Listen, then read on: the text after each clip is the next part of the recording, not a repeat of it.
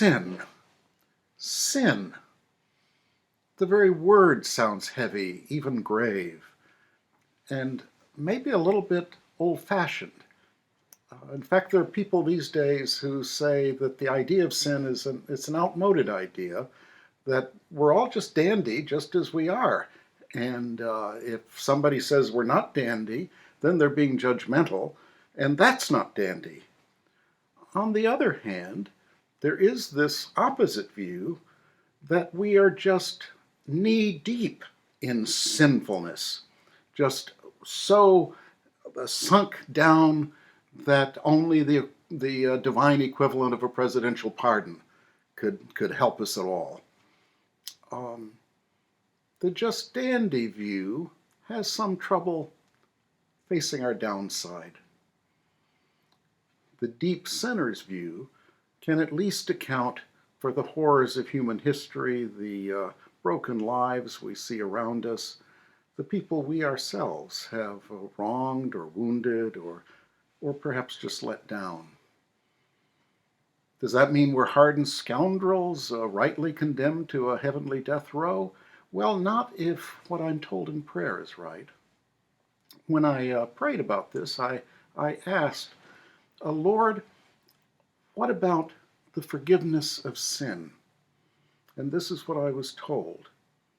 Some are addicted to the crime and punishment model of sin. Past sins do not have to be forgiven. They have to be released, lifted. Well, what does that mean, Lord? Sins are not so much wrong actions to be forgiven as conditions of the soul that have to be healed or mended. If you used to be a drunk and aren't anymore, no one, not even God, has to forgive you for that. If having given up drink, you feel guilty about having once been a drunk, that feeling guilty is a sin and needs to be expiated. But Lord, aren't sins something like debts we have to pay for? Sins are not debts to be paid.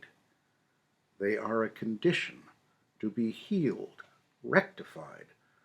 The solution is not for me or someone else to suffer or sacrifice or otherwise pay for them. It is for each person to become more perfectly attuned to me. As soon as a person opens his soul, his or her past is forgiven. It doesn't have to wait for an act of God. How do we do that, Lord? There are many ways a person can do this. Living uprightly, lovingly, even more intuitively and appreciatively, even in a sense more quietly. Some hear my voice clearly. Some just walk with me through the travails of life. Others love their wives and husbands and children and neighbors.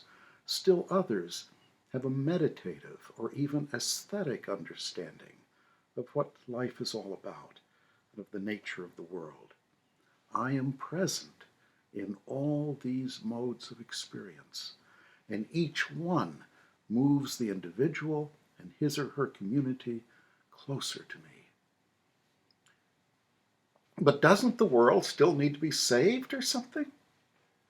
No, the world does not need to be saved from sin, though people do a lot of sinning, of falling away in different ways. And they need a lot of saving in the sense of getting on the right track. Well, I thought about what I'd been told, and those two words, getting on the right track, meant a lot to me. Okay, the message seems to be we're big sinners. Okay, we know that. If we didn't know it, we probably wouldn't have to run around saying there is no such thing as sin. But it seems that being a sinner is, in a way, not that big a deal. I mean, it's important to rectify. It's even vital. But it isn't as if there's a wanted dead or alive poster on us, and we aren't so bad that we have to have some kind of blanket prosecutorial immunity. We just need to cut out the sinning. We know what that involves, and get ourselves on the right track. Thankfully, there are lots of ways to get on the right track, whatever track God has in mind for each of us. And we can get if we can get our own clutter out of the way and lean Godward, we may find that the right track is right under our feet. Try it and see. If this speaks to you, please subscribe and like, and share it with your friends. It might be just what they need to hear today.